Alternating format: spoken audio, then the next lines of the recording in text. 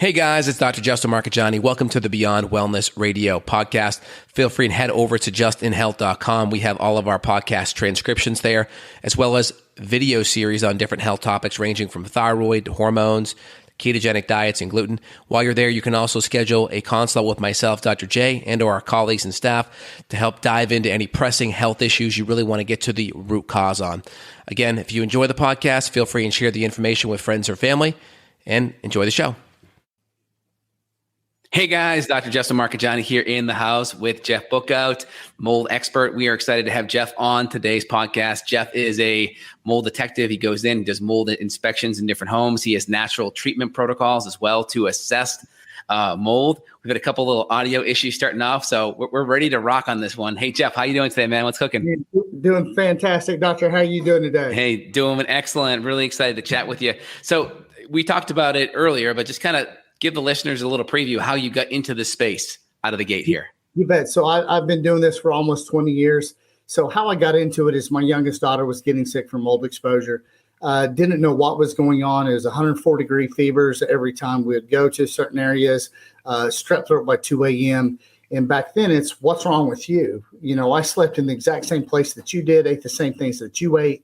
Why are you sick and I'm not? Because clearly at her young age, she was extremely ill.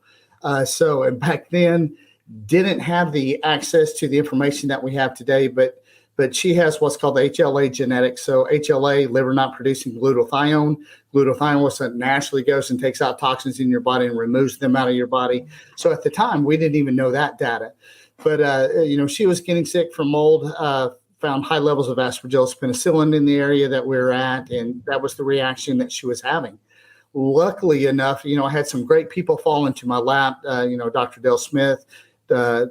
McGath helped me through that. Got in touch with a guy named Walter Hayhurst. He got sick from mold exposure. Nobody in the country could get him better. So he went back to work, developed these own formulas that he had, and that's what we use to get Kinsey better. So I look at everything a little bit more detailed than everybody else or a lot of people from a mold inspection side. Because if you are not detailed at what you do, you are going to miss the reason why people are sick in the house. I hear it all the time, Jeff, I don't have mold in the house, but they're looking for the Dalmatian all over the wall, right? The big black hairy stuff growing all over the wall. And if it was that easy, you don't need somebody like me, right? You know where the problem is, and you just need help getting rid of it. But in these cases, I kind of look at everybody, doctor, as you're drowning in a toxic whiskey barrel.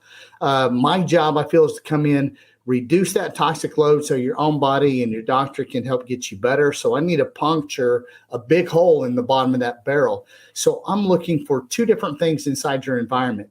One is what I call the elephants, just like it sounds. Anything that's going to produce mold spores or mycotoxins on a level that makes somebody sick. Secondly is what I call red flags in your environment, things that are a contributor to your toxic load that you may not realize. Plants, pets, front-end loading washing machines. There's a lot of little things in an environment that's a contributor to your toxic load, but not the reason why you're sick. But I feel I need to be detailed enough to show you all of those things so your body can get better faster. So at the end of the day, it's all about finding elephants for me and making sure that you either flee from those elephants or you find and correct those elephants correctly. And we'll talk about doing it correctly in a little bit. Yeah. And so when you look at mold visually, right, how often do you see mold visually on the wall, like the kind of Dalmatian analogy, versus it's there, but you can't see it? What percent of the time? I would say at least 80% of the time you do not see it visually. There are all those cases that it's just obvious. It happened to me last week. We sit down at the table when I first go into the house and kind of go over your medical history, the history of the house. If you have questions for me, and one of my questions is, hey, what's your past water intrusions? Do you know of anything that's happened in the past? No, nothing's happened, Jeff. You walk down to the basement, water is standing visibly in the window well. It is gushing out the window well and into the basement. It was just one of those things that was just obvious, but they just never go down the basement, so they didn't know it. But most of the time, Justin, is hidden behind wall cavities. It is not easy to find. Crawl space is probably the number one reason why people get sick from mold exposure. So those of you out there that have a crawl space, when's the last time that you were actually physically in your crawl space to actually look at that? Or secondly, kind of like behind my wall here, Justin, is my master shower. Yep. So if I had seal issues in my tiles, in my grout, now water's getting all behind that water cavity, mold is growing all behind that cavity, but I don't see that with the naked eye. And a lot of times you'll miss that on an air test. If you do some air testing is looking for the mold spore. But mold makes you sick three different ways: the mold spore, the mycotoxins that it produces, and the MVOCs that it produces. What's that last one? What's the MVOCs? Yeah, mold volatile organic compounds. So a lot of things let off VOCs or volatile organic compounds into the air, but I'm specifically looking for MVOCs, coming from mold.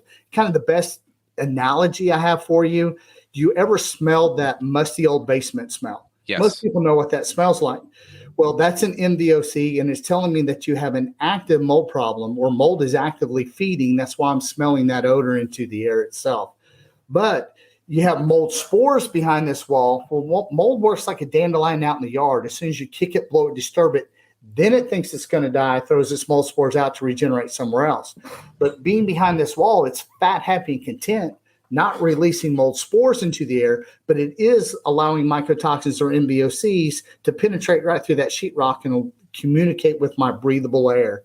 So I always use kind of the green gas scenario. Imagine mold spores, mycotoxins, MVOCs as green gas. So now you can see it. Green gas just comes out of those wall cavities, communicates with your breathable air, and that's why you're getting sick. But you can't see that because that is on a microscopic level. Okay, got it. So you have the VOCs, you have the mycotoxins, which are the off-gassing of the mold, and then you have the mold spores themselves. Is that correct? Correct. And then you have different kinds of molds. Not all molds produce mycotoxins, right? You have like the Aspergillus, Penicillium, black mold type of ones that produce mycotoxins. And then you have like the Cladosporium, Microsporium, Candida ones, which are more environmental or kind of like animal-based from the outside in. Is that correct? Yeah, exactly right. And it all comes back to water intrusion, doctor. So you get a water intrusion that doesn't dry out within a week. Mold can begin to grow. Then it gets exponential after that. So that first week, I call them the baby molds, right? Microsporium, Cladosporium. Yes. They can cause some upper lower respiratory issues, but I'm generally not as concerned about those. But that water intrusion stays a week or longer, then that's where Aspergillus penicillin starts to grow. Your toxic mold journey begins. You change moisture content 1% either way, a different toxic mold can show up. But then a water intrusion stays a month or longer. That's when you're seeing your Catonium and your Stachybotrys, the ones that produce the trichothecenes that can make you extremely sick. Those generally show up with water intrusion that's been there for a month or longer. So molds have a pecking order. Okay, interesting. Very interesting. So what are the most common intrusions of water? Like, is it just roof? Is it a crack in the foundation? Is it a pipe bursting? Like, what are the most common vectors that water from a macro level comes from the outside in? Yeah, I would say, number one reason why people get sick from mold is probably that dirt floor crawl space. Number two would probably be a master shower, water getting behind tiles. But everybody, no matter where you live, you have water pipes. And even in my own home, the last 3 years, I've had like 5 or 6 major water intrusions. One was a slab leak. One was a hot water tank filter leaking. A couple of them were pipes behind the walls that leaked. So it all comes back to a water intrusion, and everybody has water lines into their house. So one of those leaking and you don't know it, and it's a slow drip that's gone on for months and months and sometimes even years, then that becomes a problem. It is. So how do you know, like, if it's a slow leak? Like I have one of the devices by Moen called Flow, which is a great device because it's an auto shut off, which is excellent. I can look at my app and in real time I can see if there's any water movement in the house, which I like. And it does do shut off. If I fill my pool up after 20 or 30 minutes of the water being on, it knows that that's different and it kills the water, which is wonderful. We had a pipe burst in my house last year and it went for like 16, 18 hours. It'd be nice to only have 30 minutes of damage versus 18 hours of damage. Any feedback on some of those devices, auto shut off devices? Yeah, I love them. I wish everybody had one of the auto shut off features. It's very rare that I come across those. But even what I did on my own house, I bought water alert sensors. Yes. Mine, I think, are Govies, but there's a lot of different brands that are out there, and I don't care the brand. But put those underneath all your areas. So when I first got mine, underneath the sink, my vanities, behind my washing machine, underneath my master tub. The first week I got it, Justin, it goes off, and I'm actually angry. I think it was a couple of days after I got it. That piece of junk is going off, right? And I sit down, it's underneath my master tub. And my oldest daughter, she loves my master tub. It's huge. So she puts her feet up on the faucet, the spigot, and water was dumping down behind that spigot. And that was the reason why it was going off. I was like, oh, this thing is not a piece of junk at all. It really works. So and how often do I look underneath my master tub? How often do I look around my HVAC or my hot water heater? Extremely rare until there's a big problem. But if you can find that moisture intrusion and dry it out within 48 hours, you're not going to have a mold problem. So sensors and shutoffs, I wish everybody had them. I think they're great. I have them under my washing machine, my kitchen sink. I have them downstairs in the basement. I think it's great. Now, a couple of the things that I found is, now you get frozen pipes. That's a big issue. I've had a couple of frozen pipes being burst in my life, and they're pain in the butt issue. What I do now is anytime it gets below 0 at night, I'm turning off the water, around 8, 9 o'clock at night. I'll use my mowing shut off and I drain the pipes. I just go to the lowest sink, turn it on for a couple minutes, let all the water out, and then I'll turn it back on in the morning. And then if I go to work or leave the house, I'll use the app, turn it off, drain the water again. I only do that those 3 to 5, you get that 1 week of really cold. Right. I'll do that then. What do you think about doing that as a preventative on those really cold days to prevent a frozen pipe? Incredibly smart. So anytime you can do something like that, Justin, you're gonna solve so many water intrusion, pipe leaks, things like that. So I wish everybody would do it. And I think that's the best way, because I had a plumber say, let the sink drip, right? So one day I let the sink drip, okay? And I come up to my sink. The sink's 80, 90% full of water. I go, what the heck? And so essentially what happened, the drip going down into the drain, it froze going into the drain. And then it froze, and then it backed up with the ice, and then the water accumulated on top of the ice. So you think the drip method works on those really cold days? It may not. Yeah, and I had the same thing happen, or the same thing, but I had mine dripping, and sure enough, the pipe still froze. So it can still happen. So if you can shut off the water, probably a great idea. Yeah, and then also I had a supply line going into my toilet freeze. Well, how do you drip that? What do you do? You don't, unless you can go under the hopper and put like a credit card on there and let it drain slowly. But it's like, what do you do? So now I'm just like, you know what? I'm using my app. I'm just killing the water as a preventative. I find that the burst pipes are the worst. And if you leave your house at all, just kill your water for the week if you leave your home. My God, I see people come back after a couple of weeks being in Florida or something, and then their whole house is just destroyed with mold. Yeah, and I always say you get what you inspect, not what you expect. So same applies here. Anytime I have a major frozen day or, one of those type issues, I'll walk around my house. I'll check those areas, every single area of water pipes. I'm going to physically look and inspect, and I inspect my own house every year, just like I'm a client. Just go through it, because there's so many areas in my house that I just don't look at. And I know, and if I'm not looking at them, I know most people aren't. Yeah, and then also just the hose on the outside of the hydrant on the outside. If you can't kill the water, you can't have a hose, because that'll be like a thumb over the straw. It'll just keep water in that line. I had a pipe burst that way. No one told me about that. As an adult, you need like that handbook of like, these are the things you got to do to take care of your home so you don't jack stuff up.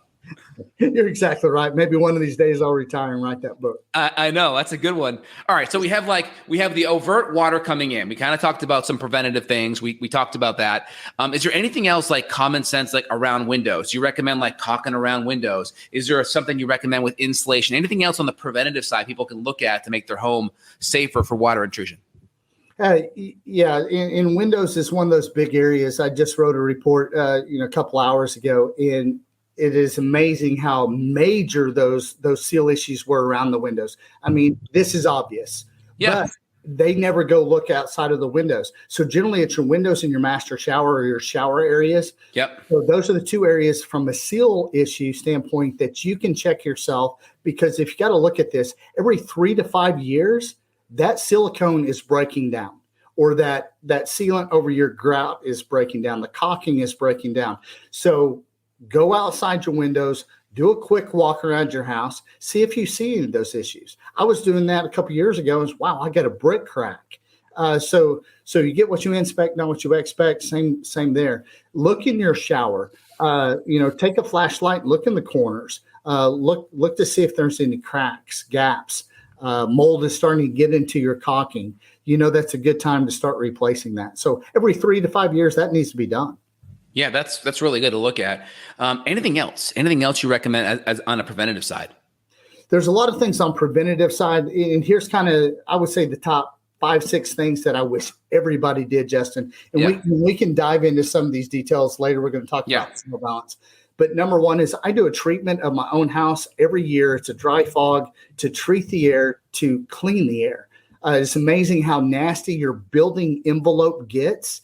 So by treating that air, whether it's mold, Lysol, hairspray, bleach, ammonia, it all stays trapped into this building envelope. So I treat the air with the Haven fog every year, no matter what.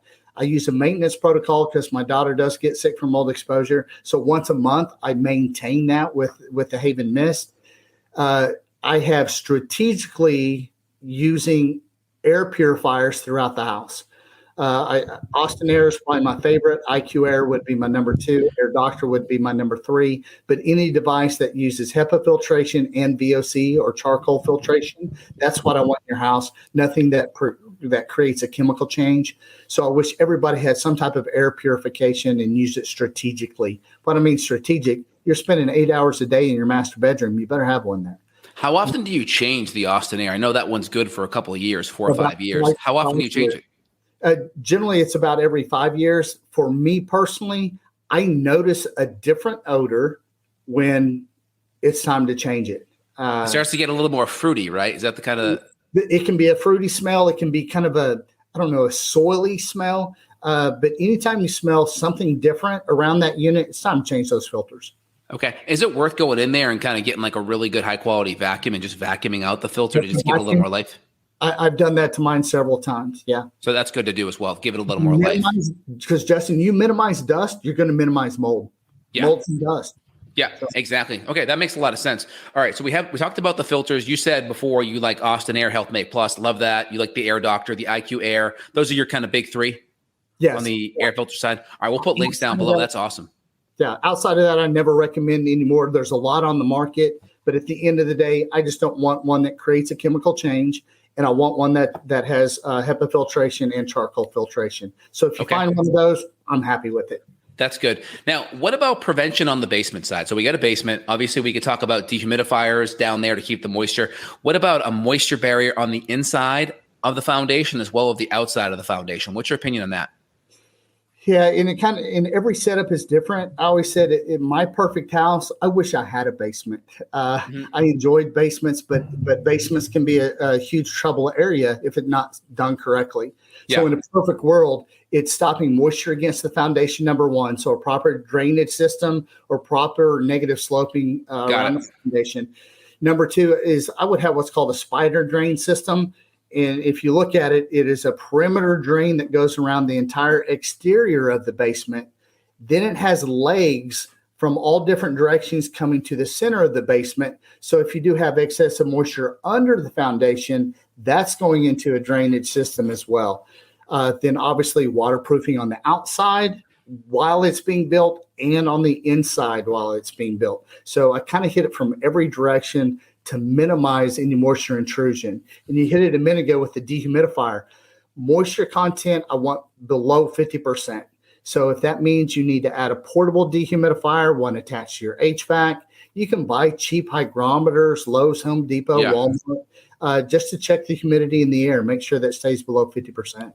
Okay, now that's great advice if you're going to be able to build your home from scratch. But now you get this basement, right? What's the easiest thing you can do? We can do a dehumidifier. Is it worth doing some dry lock or a moisture barrier on the inner part of the concrete foundation inside the basement? Is that a good option?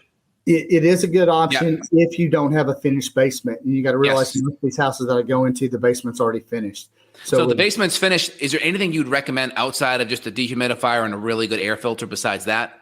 Yeah, dehumidifier, good air purification, but probably most importantly, no water can stand against that foundation. That's generally the biggest issue that I come across. Negative sloping, a lot of vegetation, vines and ivies growing up the side of the house, window wells that don't have dome covers over them and water's getting to those window wells. It's all about moisture. So let's stop moisture against the foundation that won't come in the basement unless it's coming from the ground up. So so you recommend having a good sump pump put around the foundation just to make sure any water that's up against it gets pumped away? I don't use a sump pump, but trench drain, French drain, and make sure that it goes a minimum 18 inches away from that foundation. Yeah.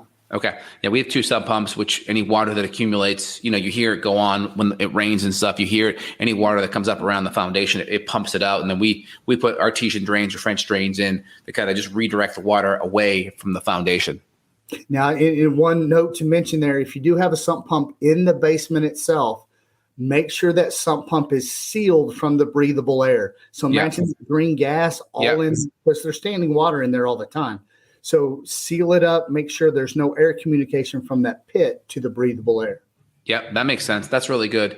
Anything else? Because I find a lot of people, they just have high moisture in their basement. Like when I didn't have my dehumidifier, I found it would be 15% higher humidity in my basement just compared to my first and second floors. It'd be 15, maybe even 20% difference.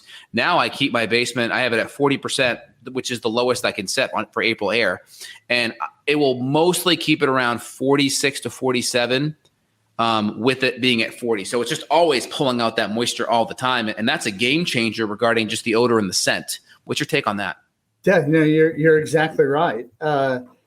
It is amazing how many basements that I go into that as soon as you walk down there, oh, Jeff, it just smells like a basement. Basements should smell like the rest of the house. Should. Yeah, it's humidity. So it smells like a basement, there's a problem. So in generally, that's exactly what you find is the humidity, starts getting to 60, 65%. Aspergillus penicillin is just thriving off the excess of moisture and dust in the air. And a lot of times you don't even see it visually.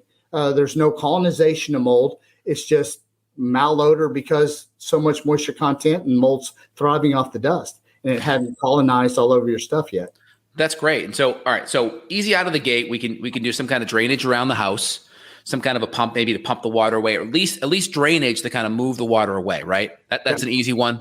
Exactly right. Okay. And then at what point would you put a pump in, some kind of a pump to move the water away? Does that come in at all?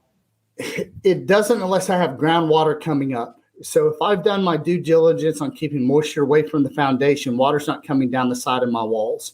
Now, if I can't, in your case, and I'm not for sure about your case, Justin, but I need that water to drain far enough away from the house that it's not going to keep that excess of moisture against the concrete, and that concrete will wick up that moisture and cause a problem in your basement. So if I need it to be pumped out further away from the house, I would get a sump pump.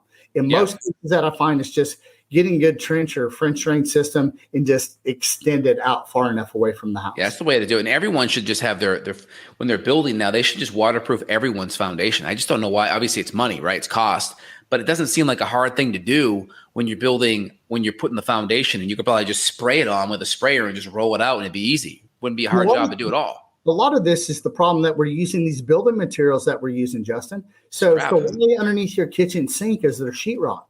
Why behind your washer is there sheetrock and not Hardybacker board, concrete board like is in your master shower? Because you know sometime in the next 20 years, you're going to have a leak underneath your sink, right? Right. And when you do, what do I have underneath there? Compressed particle board as a platform underneath the sink, which is just a Twinkie for mold. Then I've got the sheetrock on the back wall. So if I'm putting in areas or items that are not a mold source, I'm going to minimize any problems that I'm going to have. It's kind of like having carpet in your basement. I don't like carpet anyway. The data on carpet is if you go to change out your carpet, it weighs 8 times more than what it did when you put it in. I mean, that's mold data, right? That's just nasty. That is gross. If you have a basement, there's going to be excess of moisture in your basement at some time in the next 20 years. I almost guarantee it. So what I've learned just through observation, right? I have professional grade vinyl in my basement here. It's waterproof, water resistant. But if I could go back, what I would do is I would have just the epoxy kind of laid down, right? Concrete. Yeah, just the epoxy floor that's really nice. You can make it look nice. And then it's water resistant. So if you ever get a leak, you'll never have to rip it out. And then having a leak once, right? We had it over here and the water just transitioned all the way across the home to find the nearest drain. I'd have a drain in every corner of the house. So when that water comes here, it doesn't move through everything and get everything wet. So if you just have one drain on each corner, you have a leak or whatever, it keeps the mess a little bit more localized. I agree. No, that's great. And I would think, probably a drain under your kitchen sink too would be a smart idea. Right. Just something simple like that, or behind your washing machine would be a drain too, would be good too. Yeah, Jeff, I can't afford a drain. Well, everybody, Lowe's, Home Depot, Walmart sells those little cupped, little plastic liner things that you can put underneath there. So if you do have a slow drip, it's just going to fill up into that. That's lining. it. And you if get the little liner. Sensor, yeah, you got a leak. You can at least put like a little liner in there and then put the leak guard in, the leak alarm. But I'm just speaking to all right, from you're talking about construction practices. You think some of these construction practices would kind of trickle downstream with just basic code requirements. But I guess it increases the cost and people are just trying to pinch pennies, Yeah, it's all about money on building the house. But, you talk to any insurance person, they'll tell you the biggest cost really comes with all these leaks. These leak damages, probably even more than fire or anything else, right? Yeah, I would agree. Yeah. All right, cool. So anything else you wanted? So we talked about the humidity aspect. That's a big one. What about the crawl space? I think I talked to JW and he said with a crawl space, you either want to seal it up and make it perfectly airtight, or you want to make it like a wind funnel and have great, perfect ventilation. What's your take on that? Yeah, my favorite is to have it completely airtight to where the soil cannot communicate with the air above it ever again. Yeah. And how I look at that, because imagine throwing a blanket out in the yard tonight, then picking it up tomorrow morning. What's underneath that? It's moisture, right? It's a vapor barrier. So you have a vapor barrier down, or if you don't have a vapor barrier, which you should, now you have rainwater, water sitting against the foundation, or a pipe leak, that soil gets wet, mold, virus, bacteria, yeast all grow into that soil, and you have this basically a toxic pit underneath your house. So it's soil contamination. So getting a non-permeable vapor barrier, that's a thick vapor barrier that goes over that soil so you don't get a rip, hole, puncture, tear into that liner, that vapor barrier. Then have it come up the sides of the foundation, attached to the foundation, so it completely seals it off from the rest of the house. So basically, you would also put a dehumidifier down there too, as well.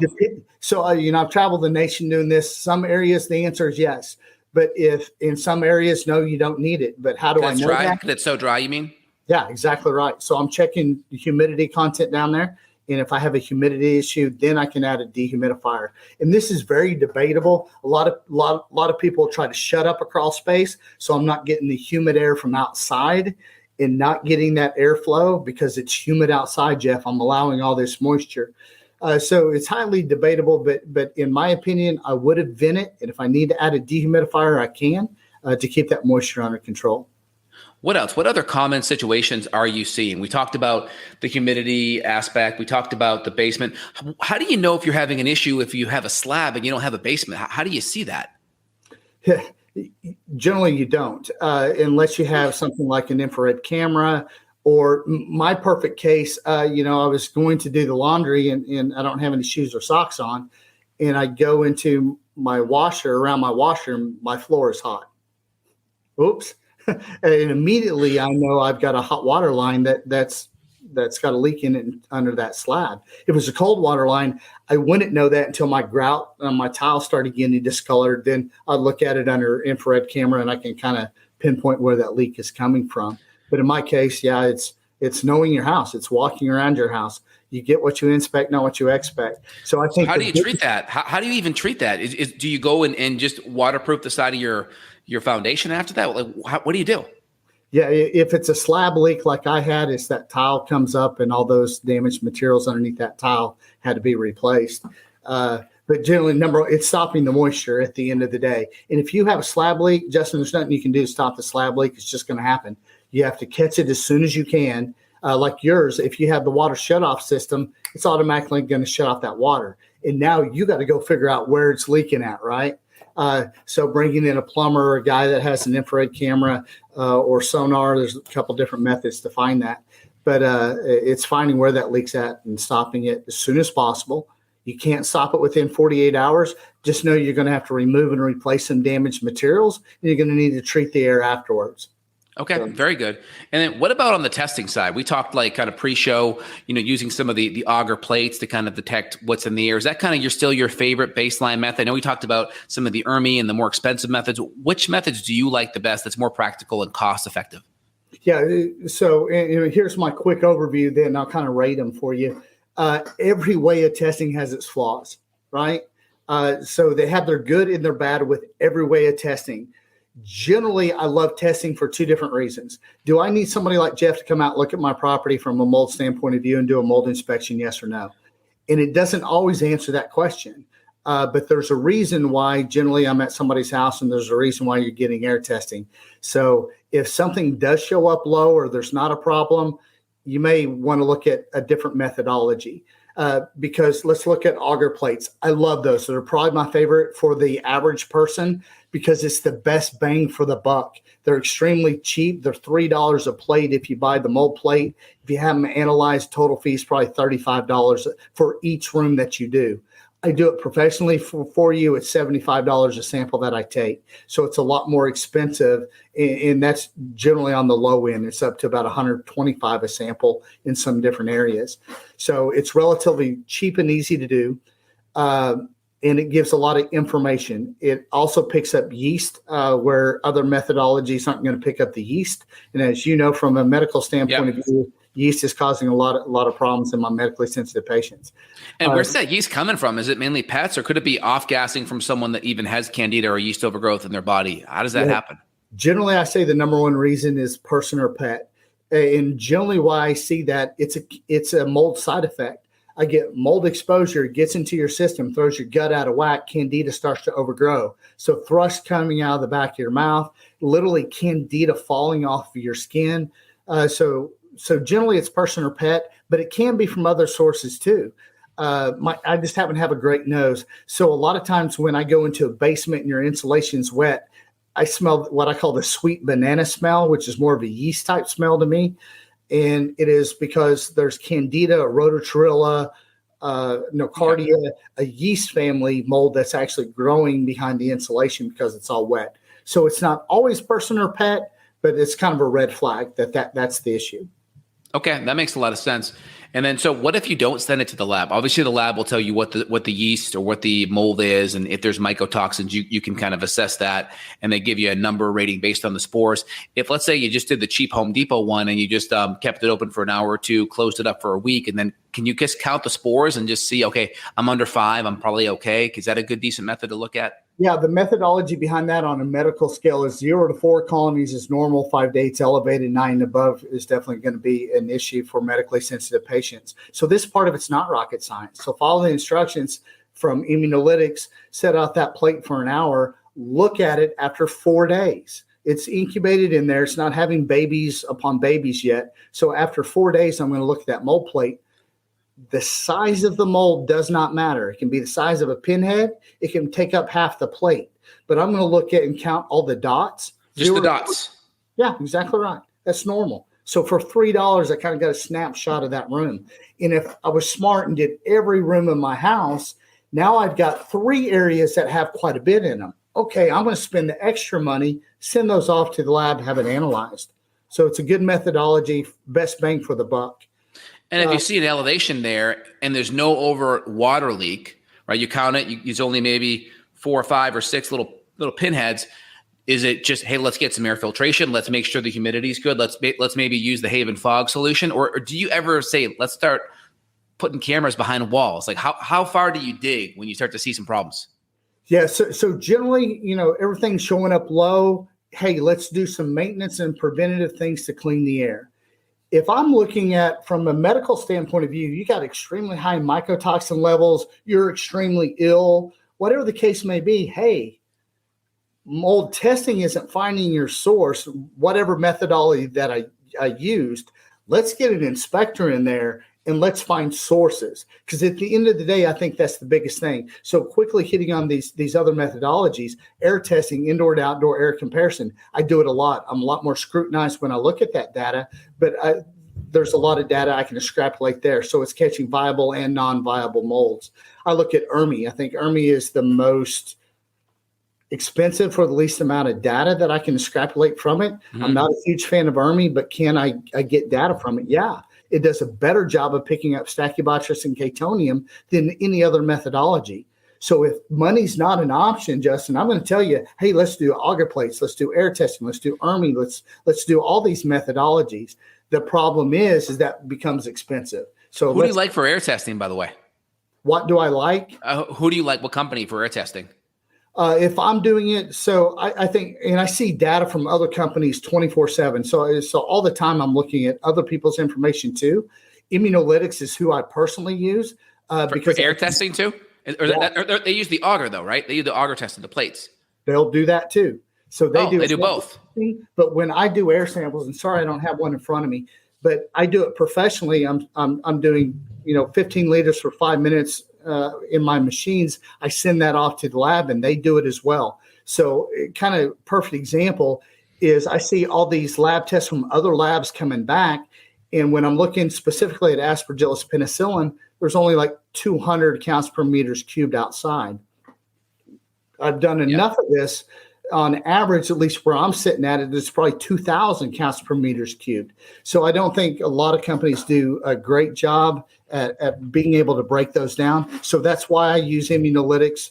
But not only do the SDA auger plates, they can do swabs professionally and for the do-it-yourselfer tape lifts. There's some other methodologies. And I always say, if you're doing it yourself and you see something that you suspect is mold, don't do an air sample, don't do an auger plate. Do a swab. It's kind of like a Q-tip, right? Yeah. You want something visibly to transfer from that swab. I want to see it on there. Then I'm going to send it to the lab. That makes sense. See it on that swab, I'm probably wasting my money. It didn't transfer. Okay, that's great. Well, I'll put some links down below for some of the products and some of the things we referenced. We're also going to talk in a minute here about just kind of the natural ways that you like to treat it with the Haven essential oil fog solution, which is a great option, especially when you compare to kind of the conventional options. So we'll put air filters and some of the different dehumidifier products down below. So we have the Haven fog solution, which is you can put it in a dry fogger, which gets it to really small micron sizes, under 10 microns? Yeah, it's under 10 microns, and it's hard to get specific on that because I've tried. But the answer is it's under 10. And kind of how I view that as a methodology, because you look at our Haven Mist or any other product that is water-based, which most products are. So imagine spraying a water bottle or Windex into the air. Falls out of the air extremely quickly, right? Now, the micron size is a little bit bigger, but imagine mold spores as golf balls. So now I can see those. When I spray that mist into the air, I can get some of those golf balls out of the air. But if you look at a dry fog, its suspension rate is 30 minutes to 2 hours. Depends on and humidity. So it looks like dry fog. It stays in the air. Looks like Halloween. And it captures all those particles and brings them back down out of the air. So a lot more efficient, more powerful too than anything else. But the effectiveness rate of getting that stuff back out of the air. And so it would knock it down, but it would also denature it, right? Due to the antimicrobial aspect of the oils too? Exactly right. And when we look at fogging, it's a two-step program for me. Because I'm very detailed, right? I think by dry fogging, you're probably solving 90% of your problem, right? Yeah. Getting all that stuff back out of the air because that's what you're breathing in. But after you do a dry fog, I even want to wipe down my surfaces, especially my horizontal surfaces where all that dead mold spore can still produce mycotoxins. So, hey, let's do at least a good general cleaning of all my horizontal surfaces to start over with new dust, get rid of all those dead mold spores. Now, can you do a small particulate clean, wipe your walls and everything else? Certainly. But the big thing is get that stuff out of the air, combination that with getting rid of any dead mold spores that are still left around. And what do you like for a cleaner? Would you just use can you use some white vinegar, apple cider vinegar? Can you do a citrus cleaner? You can. Here's the strategy at the end of the day. I'm not trying to kill anything at that point. So microfiber cloth and warm soap Dawn on a rag. There's Haven Mist, Haven Wipes. Okay, good. That you can use as well. But at the end of the day, what I'm trying to do is just get it out. I'm not trying to kill anything at that point. And then you're also, with some of the essential oil things, you're not creating all these secondary metabolites that you may get with concrobium or some of these other compounds. Can you kind of compare and contrast the conventional approach to treat it on the fog side versus kind of yours? Yeah, and it is kind of the version of your air purifier smelling a chemical outgassing afterwards or not. So whether it's biocides, germicides, fungicides, ozone in high doses, if I'm using a product that one smells extremely toxic, more than likely it is, right? And a lot of my patients are going to have a chemical reaction to that chemical. Some of those products have a 7 to 10 year half-life. That means that chemicals that have strength in your house for the next 7 to 10 years. So I try to stay away from the chemical aspect as much as I possibly can. So when I'm treating some of wood items that we talked about earlier, you have visible mold growth on wood that's not wet rot, dry rot, and I just want to treat it. So I treat it with 12% hydrogen peroxide, which is going to be safe, doesn't have that chemical outgassing. Then I'm going to use a no VOC sealant over that to encapsulate and treat that wood afterwards as well. So it's all about not using a chemical-based product. That's why we use the Haven Fog. So GSE-based, grapefruit seed extract, lemon, lime, tangerine extracts. So we want to use a product that's not going to cause a secondary reaction. Back to the old motto, do no harm, right? Right. Yeah, no, that makes a lot of sense. That's great. And so typically if you saw mold on wood and you hit it with some compounds and you kind of knocked it down, do you have to encapsulate it every single time like that? I would always, because if you look at the kind of the dead mold spore, and that's why we wipe down afterwards. So a lot of times mold hyphae can even extend into wood another, 6 inches without you seeing it with the naked eye. So it is always a good practice after you treat something, always seal it with a no VOC sealant. Yeah, I would. Very good. Got it. And then fogging as well. And then so topically you would do like the hydrogen peroxide on there, and then you would also do the sealer on there too, the low VOC. Yeah, it's not rocket science. You're using hydrogen peroxide. It's just at a higher percent so you don't get it on you. But if it bubbles up like a cut on your skin, everybody knows that analogy. Yeah. Pour hydrogen peroxide on a cut, it bubbles up. Same principle with hydrogen peroxide when you're treating wood. It bubbles up like a cut on your skin, then I would let it dry. I would do it again. Then once it dries after that, then put a sealant over it. That makes sense. That's really good. And is that conventional protocol by people that do restoration work? Some of it, yes. Usually it's not straight hydrogen peroxide. Usually they'll use a surfactant or other chemicals that's in it. I'll use, I think you used concrobium as the analogy a minute ago. So more of a chemical-based product and not a non-chemical based product. That's why I like the 12% hydrogen peroxide. Yeah. What's the other one that's olive leaf based? It's a common one. It's a liquid one, purple bottle ish. I forget what it is. And I think it's not tea tree oil. So tea tree oil is another one that's good. But those products that you're talking about, that is an ingredient in it, but they also have other chemicals into it that I'm going to have a problem with. Because of the secondary metabolites. Exactly right. And again, to me, it's very obvious when I'm smelling that chemical or whatever was used on it, and it has a very strong outgassing odor, it's going to be a problem for medically sensitive patients. That makes sense. Well, good. We're going to have you back. We'll talk a little bit more about some of the treatment options. We're going to put links down below to some of the products that we talked about on the Haven Fog solution. Also, Jeff, how do people get a hold of you if they want to schedule like a virtual kind of inspection on the mold side? What's the best way to connect with you? You bet. Airwellnow.com. On that website, there's links, biobalancenow.com. My number's on those links. But if you have a pen and paper, it's good old-fashioned 580-574-1373. That number will always get you to me. If you've got one of these other numbers, it will eventually get it back to me as well. But that's probably the easiest way to set up for questions, virtual inspections, regular inspections, or just anything that I can do to help. Great. Can you repeat the number one more time, Jeff? Yeah, 580-574-1373. Good. We'll put Jeff's contact in the description link below. Awesome, Jeff. Thank you so much. Appreciate this. This is excellent. This is going to help a lot of people. We'll send it out to all my patients that have, some of these issues. Some of the stuff on the crawl space and some of the foundation stuff I think was just incredibly valuable. And just having the moisture detectors under some of those big areas I think is super important as well. You bet. Happy to be able to help. Awesome. Thanks so much, Jeff. You bet. Have a great day. You too.